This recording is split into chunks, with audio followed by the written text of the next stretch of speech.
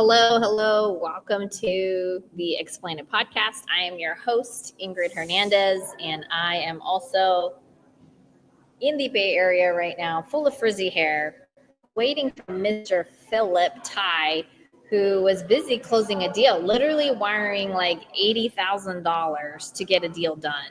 And so I am excited to have him with us. I'm going to be talking through a little bit while we wait for him to get here and sort of what my Owners Club experience has been so far. So thank you all for coming to the podcast. We are rolling with the punches right now as we wait for our special guest, Phillip Thai, who focuses on business buying. So let me know where you guys are coming from. Let me know if you can hear me. I put on a microphone, and hopefully that'll help tune out some of the noise out here. And if you're on Instagram, please join us on YouTube. My YouTube is Ingryd Hernandez.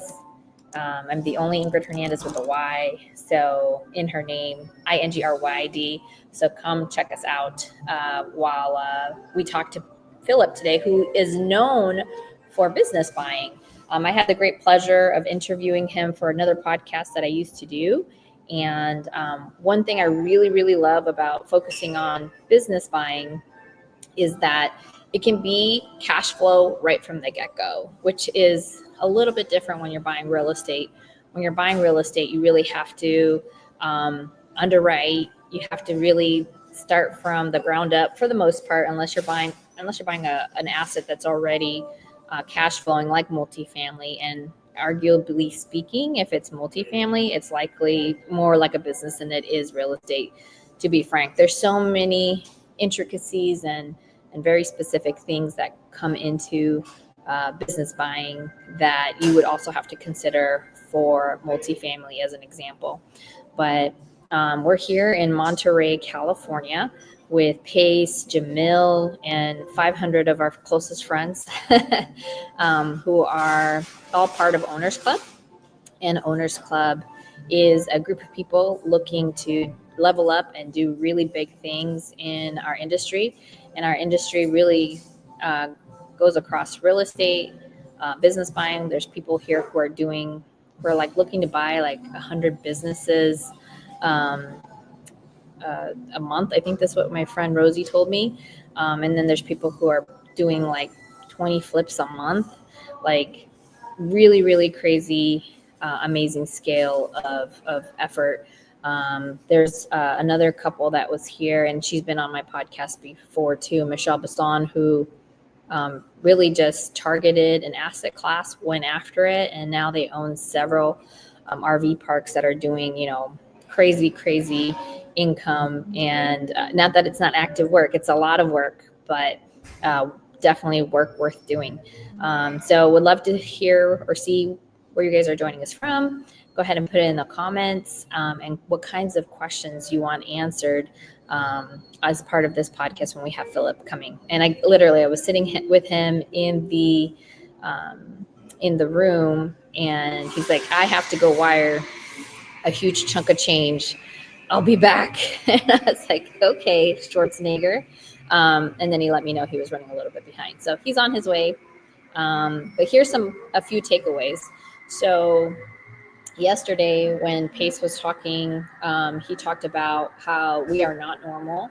One of the reasons why when we're in certain rooms or talking to certain people, we don't feel normal, it's because we're not. And we have to embrace that. We have to embrace the fact that we're not normal.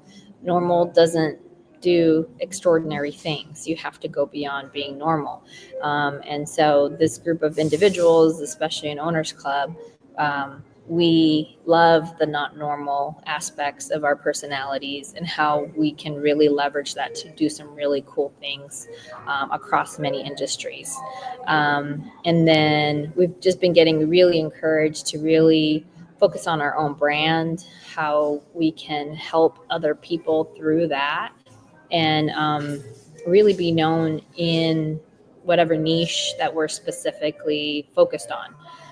I'm somewhat pivoting myself, so I understand this quite a bit, where I'm now focusing on some really great relationships with some really great operators and helping fund a lot of those projects as a part of my connection and my influence, and really making sure that they're doing things the right way, and that we have all the processes and procedures together too. For example, I'm flying to Ohio for the very first time this week. I leave Friday, get there basically Saturday midnight, and then I'll be spending time in the Akron, Canton area down to West Virginia, which is the area that I have begun building a portfolio. And then really seeing how amazing Eric Richards, my partner out there, is doing business. And we're actually going to have him on the podcast next week. And he actually focused on businesses too. So his business is a property management company. And imagine a property management company, and he has a wholesaling company that feeds those opportunities to him. He gets to cherry pick the things that he does for fixing and flipping, and then he can sell those off or add to his portfolio, because out in the Midwest, you can buy a property and still burr out of it and rent or wrap those deals. And then for anything that he sells off to other investors, he can actually offer his services as a property manager, as the construction team for any sort of fix and flip strategy. So it's a really great symbiotic and huge vision. And he's been doing killer. He's doing fantastic. He bought 85 properties in a matter of a little bit over a year and a half. And so the Midwest is amazing. So, okay, Raylene said, when acquiring a business, how can we understand what's the difference between a good deal and a great deal? Raylene, it all comes down to fundamentals because of underwriting. And sometimes you have to get pretty forensic in it. Here's what I do know, and we'll let Phillip also answer this question when he gets here. When sellers know they're about to sell, they might start making their last 6 months or so look really, really good on paper. So I would say don't be short-sighted or super optimistic about how you look at somebody's financials when they're running a business. So you want to know, like, have they had long-term employees? What has been the experience with those employees? Are they happy employees? What kind of benefits do they get? How are they averaging in pay versus what's going on in the economy that you're buying into? Because how much you get paid in Ohio is way different than how much you get paid in California, as an example. And things like that. So I would say a good deal versus a great deal. It really has to do with what your goals are. What is typical margins that business gets? You can Google and find out what are the margins that a typical business that you're looking at gets, and then seeing whether or not that business is actually beating that margin. I'll give you an example. I was in the food service industry for almost 20 years, and the margins for restaurants are terrible. They're really like 3 pennies on the dollar. So that's like the kind of margin that they're getting. Now, there's going to be some, businesses that do really, really well as a restaurant, but by and large, they're not as commonplace as you think they may be. And I think it's important to understand the types of margins that you're dealing with, and then whether or not it comes with any other bolt-ons. So like, where are your leads being fed from? Like, let's say you have a plumbing company and a restoration company. Well, is the plumbing company feeding your restoration company leads? And is that the only lead source, for example? And if it is, you need to think about like what your marketing strategy is to diversify how you're feeding the opportunities into your business, as an example. So Raylene, that's a really, really great question, which requires a lot of diligence and underwriting and understanding what business are you getting into. Let's see. And so thank you for asking. And hopefully when Phillip gets here, he'll have his own twist on it, because my experience with business has been somewhat limited, other than the businesses that I started. And I haven't bought an existing business yet. And that's actually one of my goals, is to buy an existing business, potentially the home services in Arizona specifically, and seeing how we can build from there. Richard Greer, I love the knowledge you share. Thank you. Oh, I appreciate that, Richard. Ingryd, should we look at reasons not to buy? Devil's advocate. Oh, absolutely. Again, not personal experience, but I'll absolutely explain one. So if you may or may not know, Pace Morby had a virtual assistant business that at one point he had a buyer for over $10 million. This was only a couple of years ago. It wasn't like a decade ago or whatever, like literally just a couple of years ago, before ChatGPT became so popular. But now that you have the AI taking over the world, if you guys know Prop AI, which I'm actually a partial owner of because of my Owners Club portion of it. Owners Club owns Prop AI, and Prop AI is an AI calling agent. So now some of the repetitive tasks that you would give a virtual assistant overseas can now be given to an AI. So it's decimating some of those countries that relied on that business. So like the Philippines relied on a lot of their workforce working through virtual assistant work. And that is a kind of business that I would consider or put pause to, that you wouldn't want to buy because of how it's working out. Now, maybe if you had like a mix of how you are leveraging AI along with the humans, then maybe. But you have to go into it with eyes wide open. And quite honestly, I feel like AI is going to disrupt so many businesses that you have to really think about, how do you thread AI into your strategy versus working against it, and seeing if you can even bring down costs and expenses as a result of you using technology. So I really appreciate you asking that question, Gary. Hopefully, or maybe it's Jerry, and the G is said G. So I appreciate you asking that question for sure. If anything, if you're seeing a lot of disruption in AI in that space, then I would put a pause and figure out, do you have a clear strategy of how you're going to leverage that type of business? Like even roof companies, which you wouldn't have thought is something that you'd have to worry about right away. But apparently there's a robotic company called Rufus. Yes, Rufus, that is starting to be the manual labor that a lot of these roofing companies need. And I had never even known about it. I was like, wait, what? Like, we actually have robotics that'll sit on roofs and replace these roofs. So it's crazy. So can you guys hear me, by the way? Somebody on Instagram said that they couldn't hear me, and I just want to make sure that you can. Let's see. Epic Richmond on Instagram has said, send me some buyers to get them into a 453 DST. No, me first. That's funny. Okay.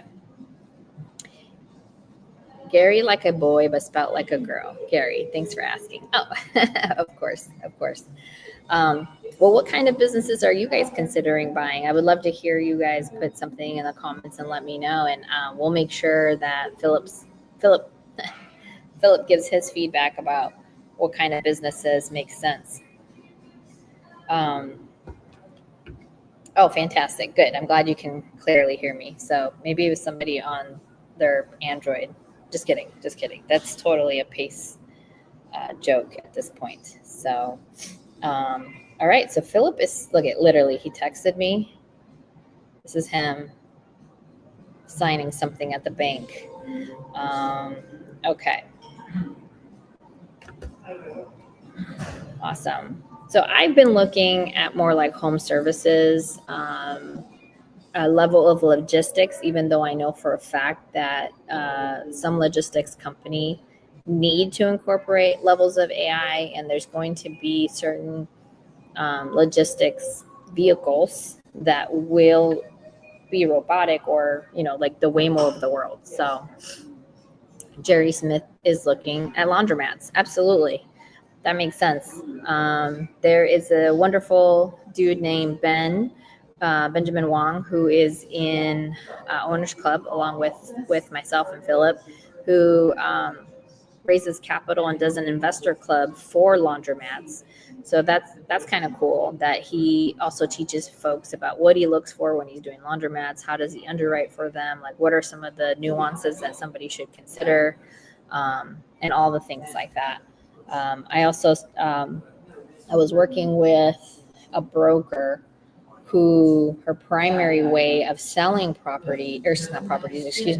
businesses is through creative finance. And I believe something that I know in our bubble, because we're in sub 2, we're like in this little bubble that's like, okay, everybody's going to do seller financing, but there's a lot of businesses out there that I believe a seller would be willing to consider seller finance, but they haven't been presented in a way that's really satisfying or like clear about how they benefit from selling under seller finance. Because a huge chunk of these business owners don't have a retirement plan.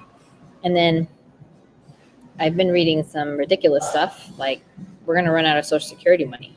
So if any of these businesses have been relying on using Social Security as their retirement money, like, we're all in for a rude awakening. So how do we help them in the long term, so that they understand that, hey, you believed in your business for so long, and if I can continue that legacy for you, let me help you through your retirement plan by actually continue your retirement on the ongoing aspects of your business. If they believed in it for so long, if they're asking premium dollar, you can literally use that same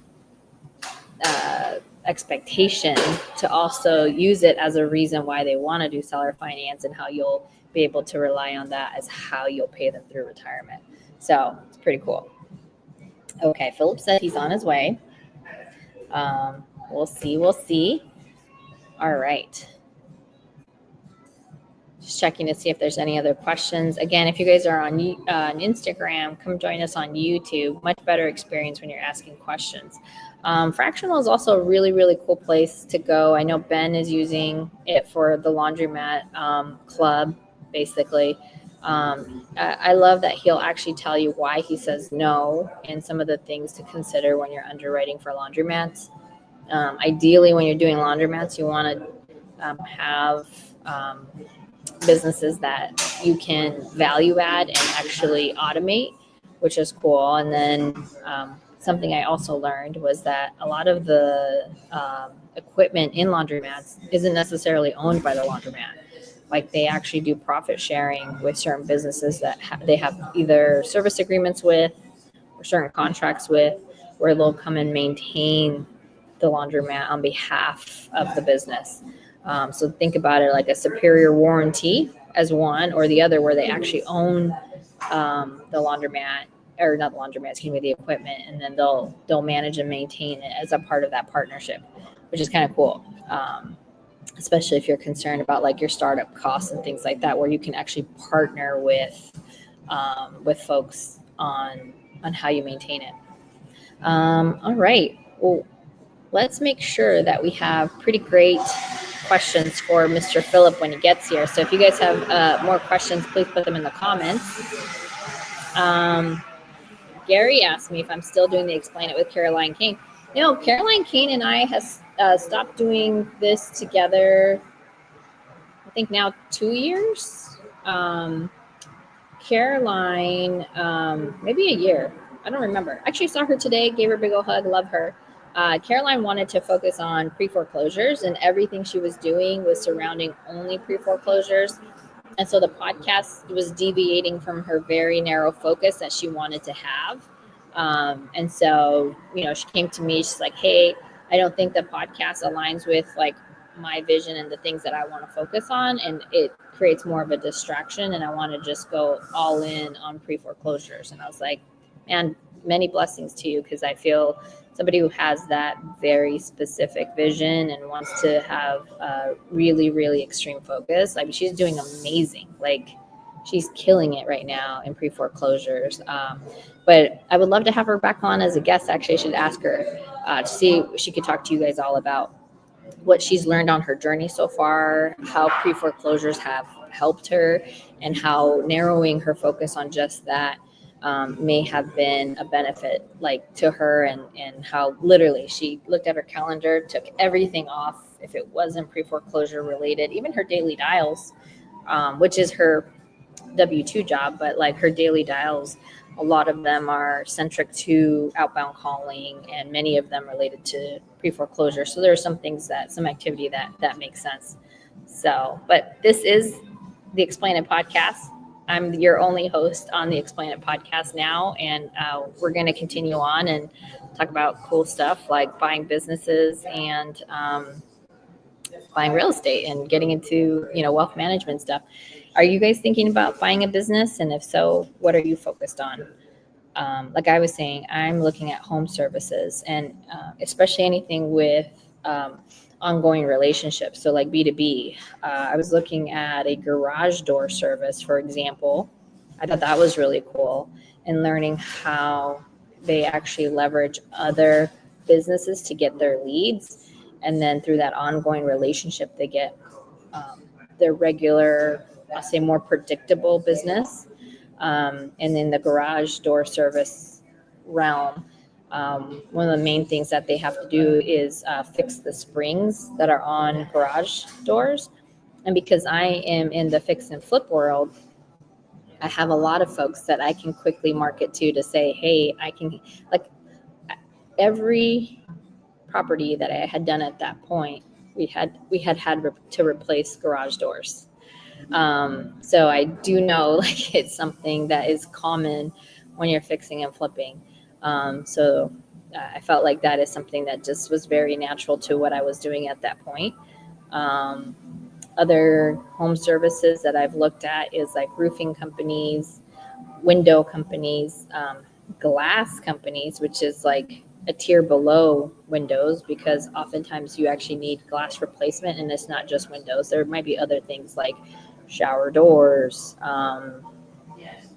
What other thing is glass? Like when you have stairwells that have like the customized glass that goes on them, it's very specific.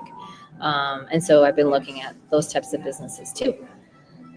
What kind of business are you guys looking at? I'd love to get ideas from you guys on, and would love to see how maybe we might be able to work together and sell businesses to each other.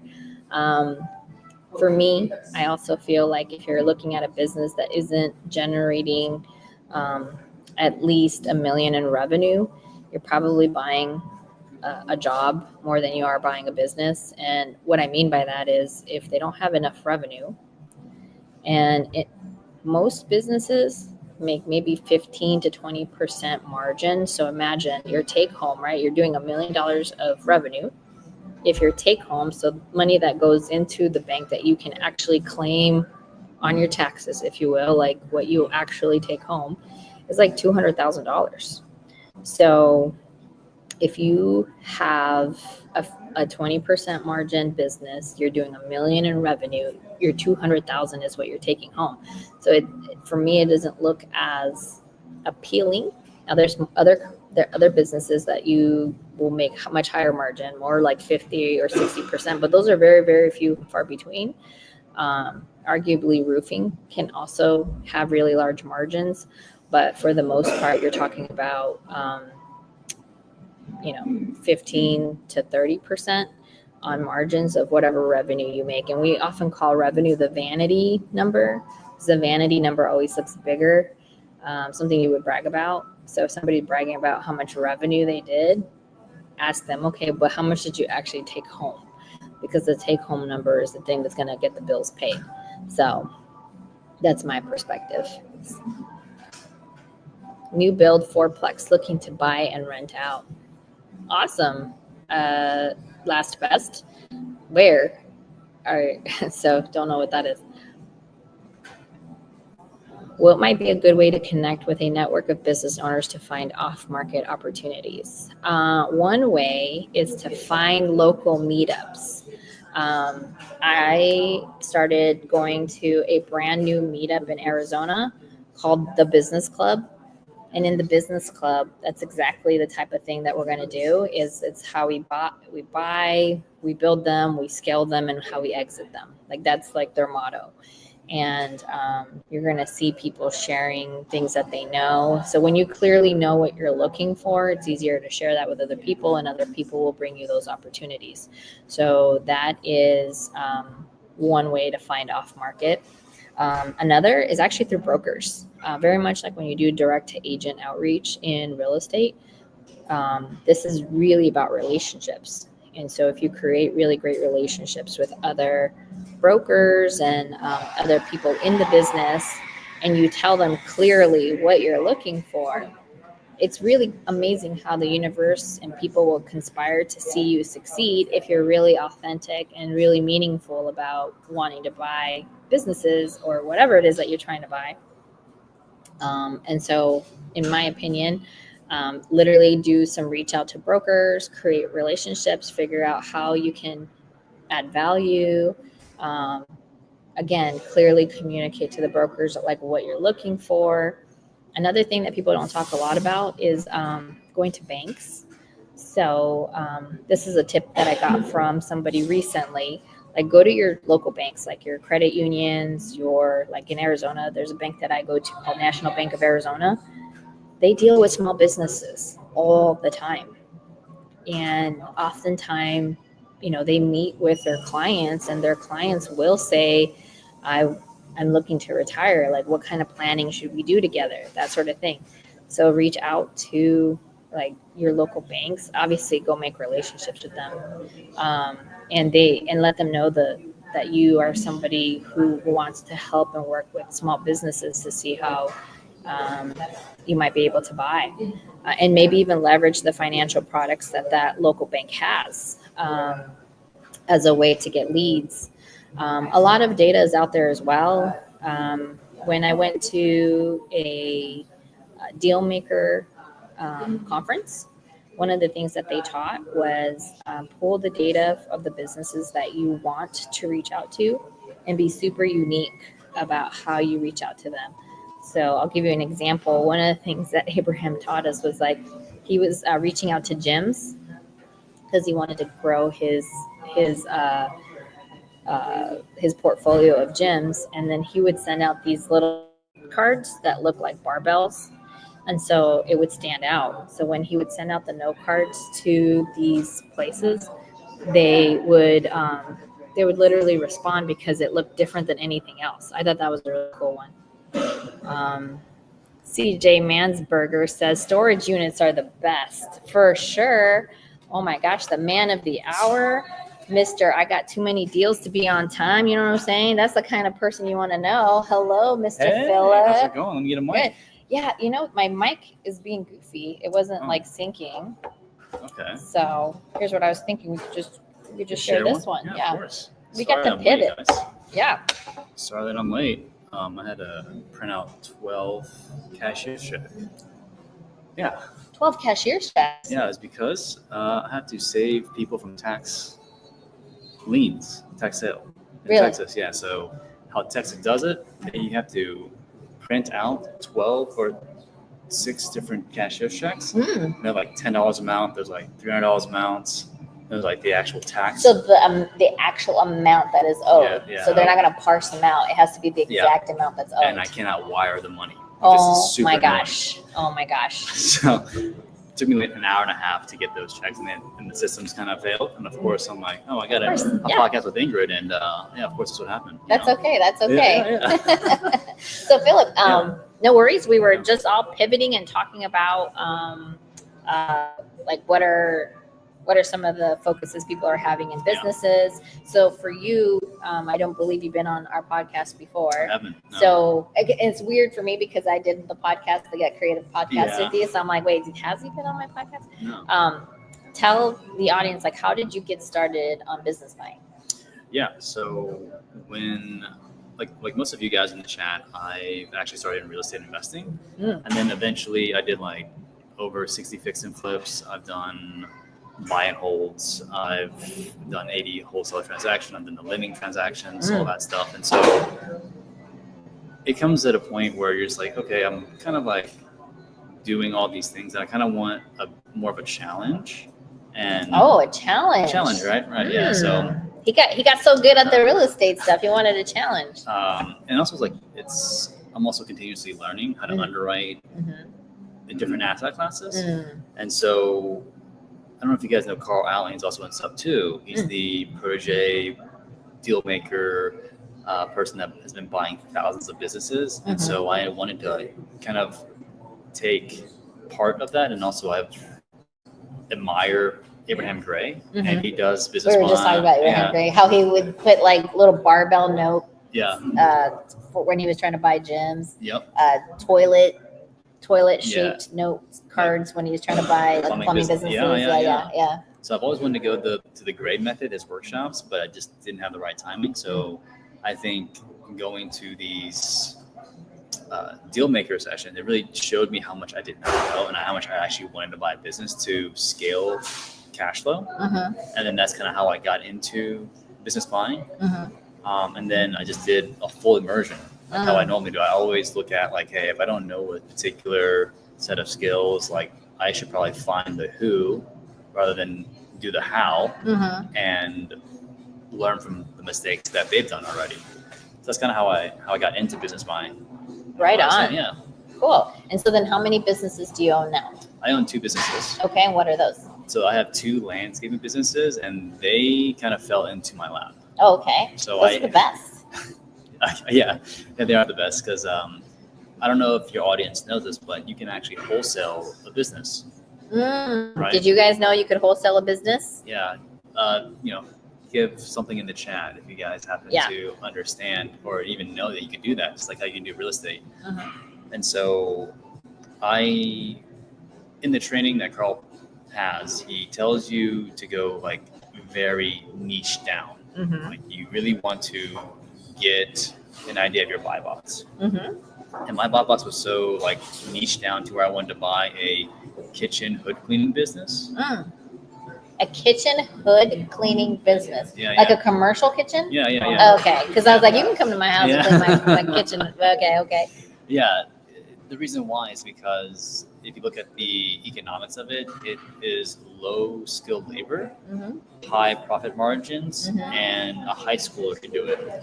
What do you consider high profit margin? I was just talking to them about how I come from the food service world. We used to help restaurants. That's what it is. I worked at a food service company, which is technically just wholesaling food, by the way. So we buy it cheap, we house it all in one place, and then we disseminate it out to restaurants. The restaurants have an easy one-stop shop for like their whole, call it their market basket. Now they make like 3 pennies on the dollar. Restaurants do, like literally pennies. You're not making any money. No, it's really has to be a passion more than a moneymaker. For you, what's a higher profit margin? So like you look at net profit margin, I would say anything above 20% or more. So if it's, and then obviously you have gross profit margins. As long as you get that down to 20% or more, I think you're doing phenomenal. Home services, they're hovering between 15, sometimes 10, but if you're lucky, you get 20%. So I'm so glad you're saying all of these things because it reinforces some of the stuff I said. Oh, really? Because I was looking at home services, so like roofing companies. I was looking at glass companies, not just window companies, and it's all in garage door service companies because it felt like it really tied to this fix and flip world that I've been a part of. And I think I've built a brand well enough in this space where like if I was selling this product that people understood that I get them. I get the fix them because you have to know your customer. It's not just like, hey, go and buy this business. Like you have to understand the customer that you're serving so that you can provide them a product that they actually want. And I felt like that kind of in the realm that I've been in. Although I would say it's all about mind, right? Like, okay, that's what I think. But I also feel like you can just go and do the thing no matter what it is as long as you're determined. I mean, are you good at cutting grass? My own grass. My own grass. So I was looking into getting into that particular space, but then I realized how hard it was to find a particular commercial kitchen hood cleaning business. And so I was like, oh, you know what? I'm just gonna take a lot of massive action And so I just ran Facebook ads across the whole United States to talk to motivated baby boomer sellers. And so I would get all kinds of leads because I just opened the floodgates, and I was like, you know what, I'm just gonna talk to sellers, and I'm gonna try to wholesale it to the community that I'm already in because nobody's actually doing that. And what I found was that when I talk to different businesses, like everybody has a unique way of making money and retaining money, and then that's how I continuously learn through action. And then through networking, I was able to find a person that already had a deal basically locked up in the landscaping space, and we're going to wholesale that to the protege community. And so we were going to make about $15,000 on that deal to wholesale to a buyer that we've already communicated. Vetted. I would say it's very hard to vet a person that buys businesses because you don't really know. As long as they can perform, I don't really care what happens to the business, right?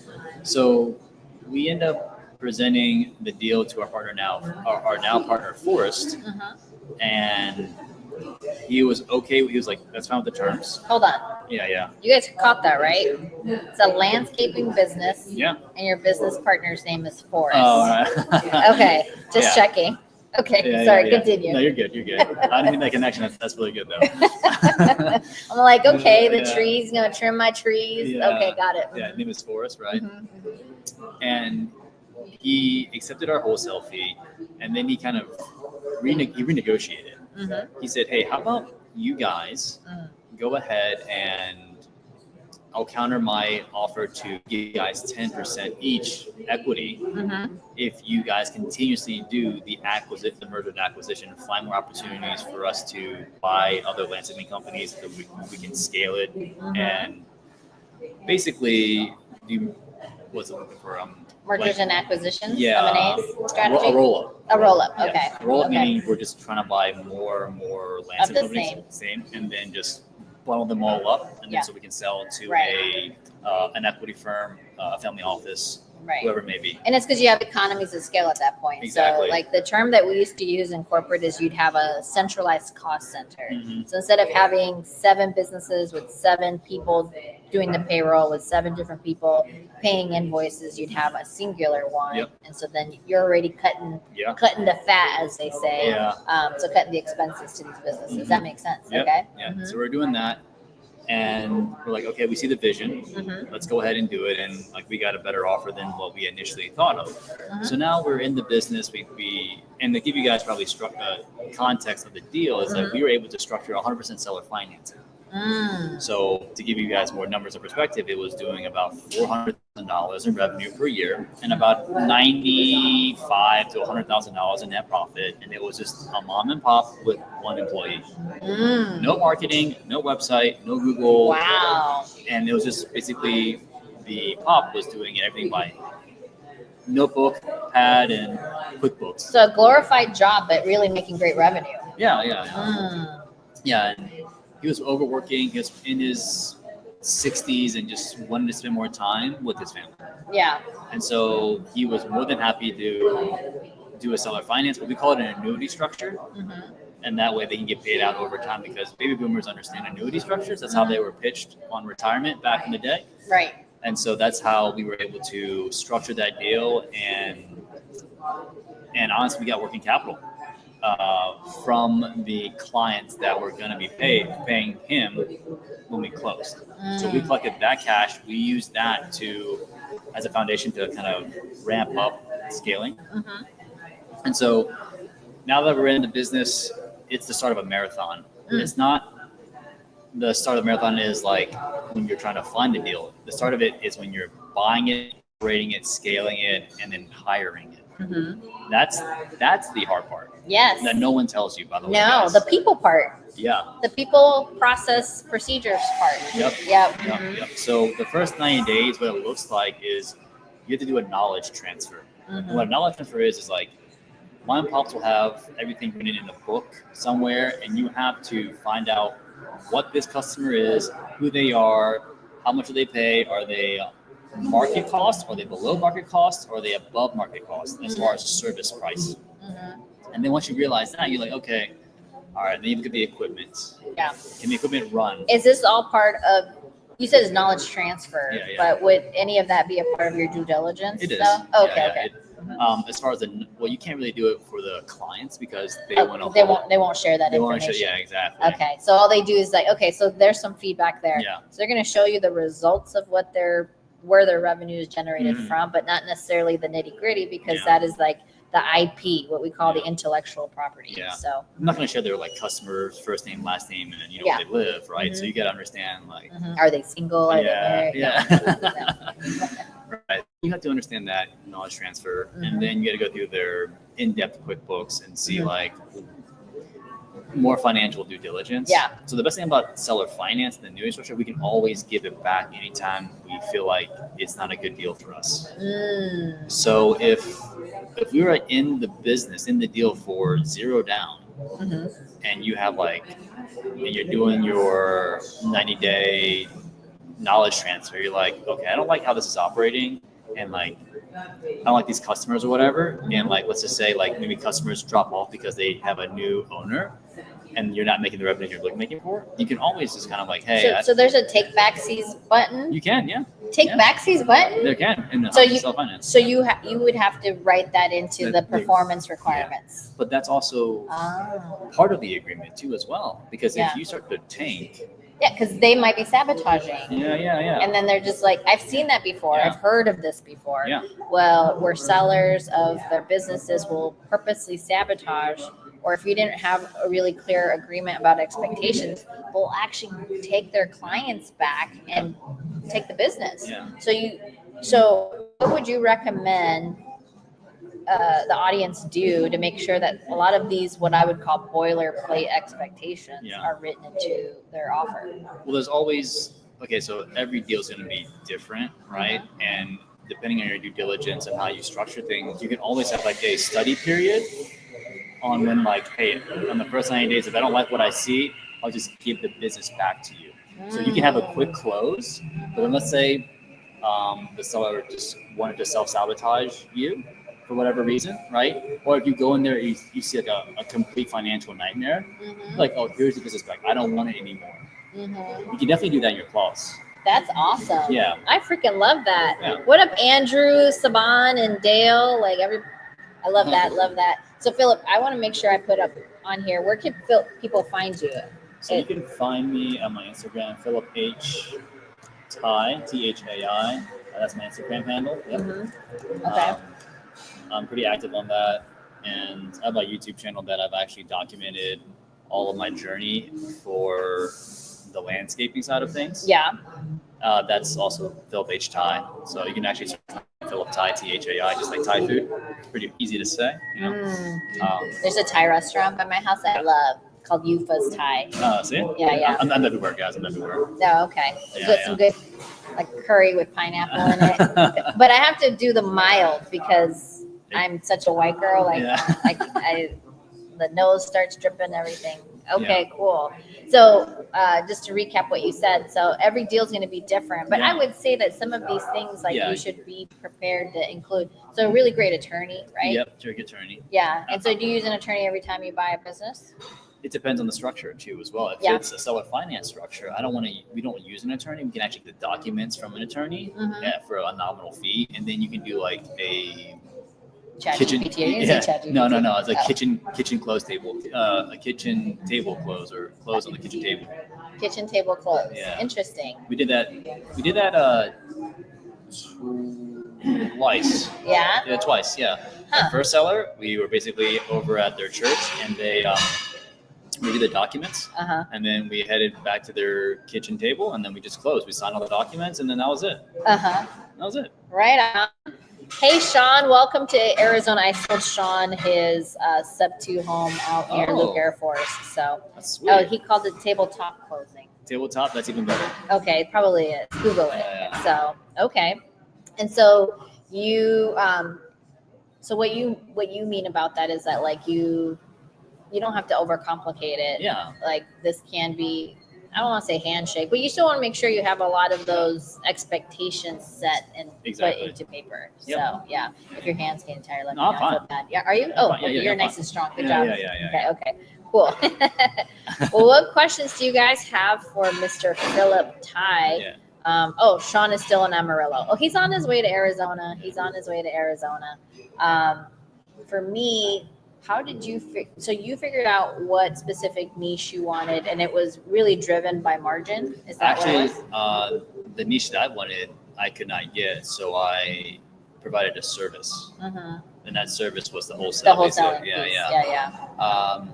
And I guess to kind of give you guys some context here, if you guys are good at like sales and marketing, or if you're good at acquisitions, leverage that skill set to wedge yourself into a deal. Because I'm not good at operations. I don't want to do any operations in landscape. I don't want to manage contractors. I don't want to manage employees. I don't want to manage the books. I don't want to do all that stuff, right? I'm just focusing on one skill set, and you can copy and paste that skill set across different partnerships. For example, if you have a CFO, you can be a fractional CFO for multiple businesses, and you can get equity in those different types of companies. So that's what I'm doing right now. I'm just doing that. I'm just doing acquisitions, closing, and that's all I'm doing. Interesting. Yeah. Okay. That's awesome. That's freaking cool. Way easier than running a business, guys. Yeah. Well, but the reason you're so good at it is because you spent so much time in building your skills to be good at it. So you're still offering a piece of value that other folks who maybe are better at operating, who are really good leaders and can create more leaders. So why not pair that together? That's awesome. So what are some of your goals now for, like, especially if somebody out there has the ability to help you with what you're focused on right now? What's your landscaping goal for this year? Your landscaping goal for this year? So I'm gonna be honest with you guys. Landscaping is tough. It's a tough business. Very tough business. Low margins, and equipment's always breaking, and then there's people always leaving because they're just leaving for about 50 cents or $1 to another company. So I mean, and it's also can be seasonal depending on where you're at in the United States. So we're just looking to stabilize right now, and then we're looking to sell off in the next 2 to 3 years, and just kind of focus more on the consult for equity. So we've already grown the business from what it was doing about $400,000 a year to up to about $1.2 million now. Wow. So what time frame? 8 months. Wow. Yeah. So like I said, like mom and pops. Yeah. They don't have any systems. I implement like a CRM, like Go High Level. As I know most everybody here knows about Go High Level. You do a sales process, and then you just put a website on, and then you just get customers to give you Google reviews. Wow. And then from there and run ads, obviously. Run ads. Yeah. And you'll be surprised at how much business you can get. How quickly you can just get going.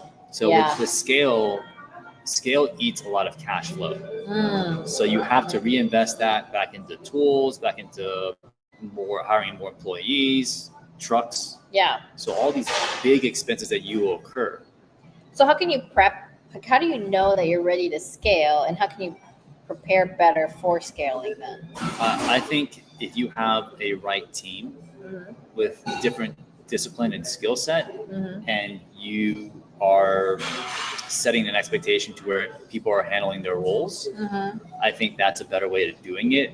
Now, as far as the monetary aspect of things, I'm like, nobody's getting any distribution. This money's staying right in the business. Exactly. Like, you almost have to set that expectation, exactly. right? Like, hey, we're gonna whatever we're in growth mode, not in distribution mode. Exactly. Yeah. So I mean, you just gotta know, because we'll have like EOS L10 meetings every single week, and we can understand what the What's EOS, Phillip? EOS is Entrepreneur Operating System. You can learn about it by either going through ChatGPT, or you can read the book called Traction. Okay. Yeah. Very, very great meeting system where it keeps people accountable. Yeah. It's great for understanding your metrics, your KPIs, and then identifying, solving issues within the business on a higher level, so that way an operator can implement those solutions. And implement that good system. And then as far as what you're saying earlier about monetization, you just have to be aware that once you reinvest into the business, your goal is to reach a certain revenue and then stabilize. Awesome. Right? Yeah. And then just start to try to get everything on the bottom line as much as possible. I think the best lesson that we've learned is a cash conversion cycle. What does that mean? So what that means is, for every dollar I spent how long does it take to get that dollar back, and then the profit, right? So let's say, for example, if I have a customer that wants to mow their grass, that needs a mowed grass service, and it costs me $50 that I need to spend, including labor, gas, and let's say whatever, like maintenance of equipment, right? $50 goes out. How long does it take for me to get that $50 back out, or get that back from the customer? Right. And then plus profit. Yeah. So, some customers might pay, 2 weeks from now, like, spot. So you have to get an average of your customer and clientele. Yeah. But it's like a data, right? You just gotta keep on feeding it. Yeah. And then you also have to figure out how can you make it easier to get paid. Exactly. So then your cycle is much faster. Yeah. I used to work for, I won't name them, but I used to work for a corporation where they purposely would not pay vendors in any other way except checks. Oh, wow. Because one of the things that happens is you keep cash for longer in your bank accounts. Yep. So technically you're building interest on that money while it's waiting to get cashed out. Yeah. And so they wouldn't pay any other way. I was like, why can't you ACH? Like, what the heck? Like those of us who were having to, analyze and account for all of this money, or a check would get lost and then now you have to go and like reset. Like, I was like, you sneaky son of a gun. Yeah. Yeah, but those are types of things you have to like Be aware of, decide for your business, like what's going to actually be good for you. So how we kind of increased the cash conversion cycle was like, in order for a customer to get serviced, they would have to pay a calendar fee. In order for them to get service, give us money so we can put you on the calendar. Oh, so wow. I've never heard of this. Yeah. Interesting. And I have, like 15 properties now. Yeah. They all need landscaping. Right.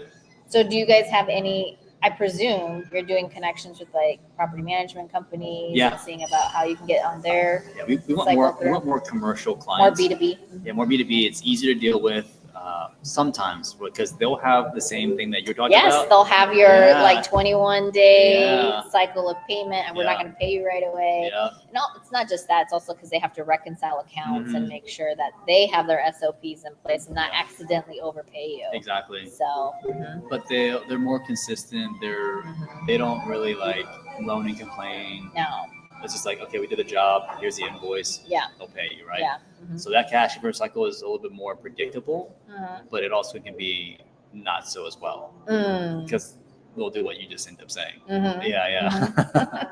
Fantastic. Cool. Well, what is one major takeaway that you would want the audience to have if they want to consider buying a business? Or takeaways, you could do more than one. I can do more than one. So takeaways. So from my own experience, from what I've learned, it's like another path of growth, right? So being able to work with a team, understanding how to solve problems. There's multiple problems outside of just real estate problems. Underwriting is an amazing way to get yourself out of a sticky situation and then not get into a sticky situation.